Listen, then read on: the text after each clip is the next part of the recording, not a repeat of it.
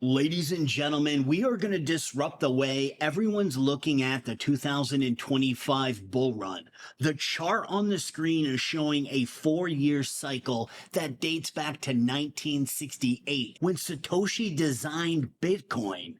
He synchronized it with this 4-year cycle to utilize the supply and demand metric to capitalize on all this liquidity that the central banks are pumping out to stimulate the economy and then pulling back in to fight inflation.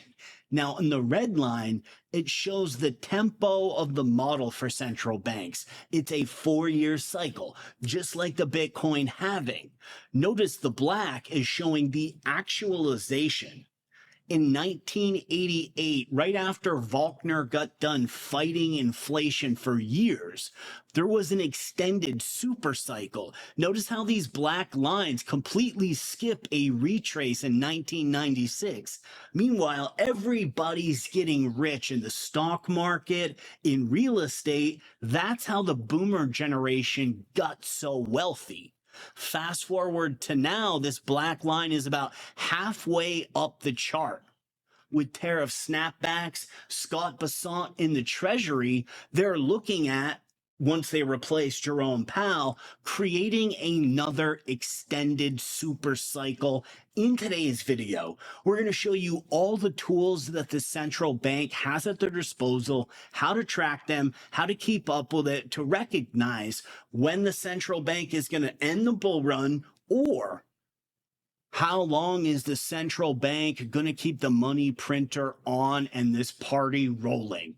Let's get into it. The first tool the central bank uses to control liquidity is rate cuts. There's already almost a 90% chance we're going to get one rate cut in September. Looking forward to Halloween's FOMC meeting, there's a 57% chance we'll get 2 rate cuts in 2025. Looking forward to December 10th, there's a 45% chance that we will get 3 rate cuts this year. Stacking 3 rate cuts on top of each other will be very bullish. Now, this shows the central bank's quantitative tightening or quantitative easing. This is the coup d'etat for timing when the market top will be.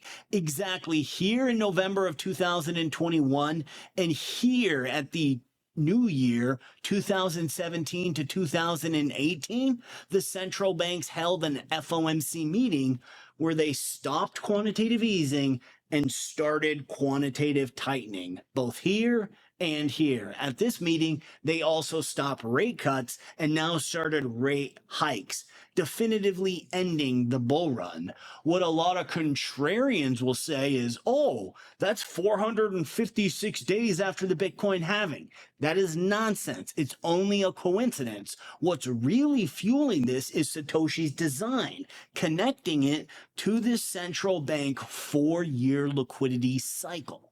Now, when we zoom in on the total 3 chart inside our VIP group, we track each one of these macroeconomic data prints. For one, it's going to show us when the market's about to change sentiment. During this FOMC minutes, when everything started shifting to the upside, we were able to recognize by reading the minutes, yes, they went over some very bullish talking points. One of them being balance sheet projections. That's getting us back to this Fed tool. Quantitative tightening. It's how they pull liquidity out of the system. They're getting ready to stop quantitative tightening as early as February. Now, on the flip side of this, if they can start quantitative easing and these blue and green color ramps get above the prior all-time high, that data will represent markets are entering this 1998 to 2022 super cycle mode, where the central banks can just continuously stimulate over and over again. This is due to tariffs increasing the growth. Every armchair economist around the world is well aware the central bank will step in and save the day when the labor market's falling off a cliff, there's fears of a recession, or the overall economy is starting to show signs of weakness. There is a flip side to this coin as well, and a lot of it's based around that 2% inflation target. That's a 2% growth metric. 2% growth in roads, hospitals, factory. The general economy of the United States is set to grow at 2%. With tariff snapbacks and all this development in the United States, like Apple opening these new plants, they're attempting to facilitate even faster growth, outpacing that 2% metric, therefore forcing the Fed to stimulate the economy to keep up with growth. Zooming in on the total 3 chart, next week's CPI and PPI inflation previously created a massive leg up back in July. This is setting the stage for whether the altcoin market is going to start pricing in all of these rate cuts and break out, start testing new all-time highs, or if we're going to see extended consolidation at this range right around the recent peaks until the rate cuts actually take place.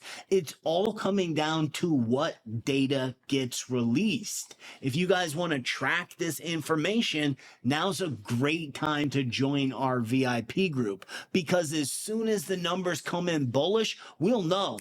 An hour before the stock market opens, this is going to break out. We are about to make a new all-time high on the total 3 chart. We can start pushing the leverage. And by continuously monitoring all this economic data, we get a better view for when the top's in, the ebb and flow of the entire market. This is how we were able to take profit back on January 28th. We projected the downside would happen at that FOMC meeting 45 days in advance. You guys remember last week when we were telling everybody, don't sweat this downside, it's just a bear trap, the market's going to recover ASAP. This is from our study of what moves the markets inside our group. We were highlighting 3 p.m. Pacific time would be the precise moment. That's right here, by the way.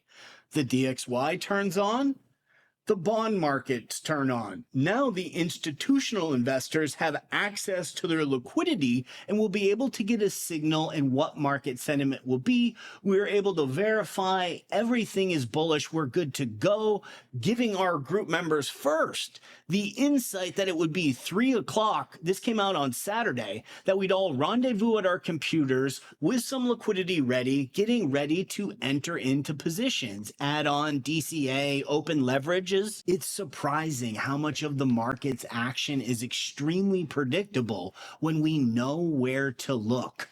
This macroeconomic insight is also extremely comforting.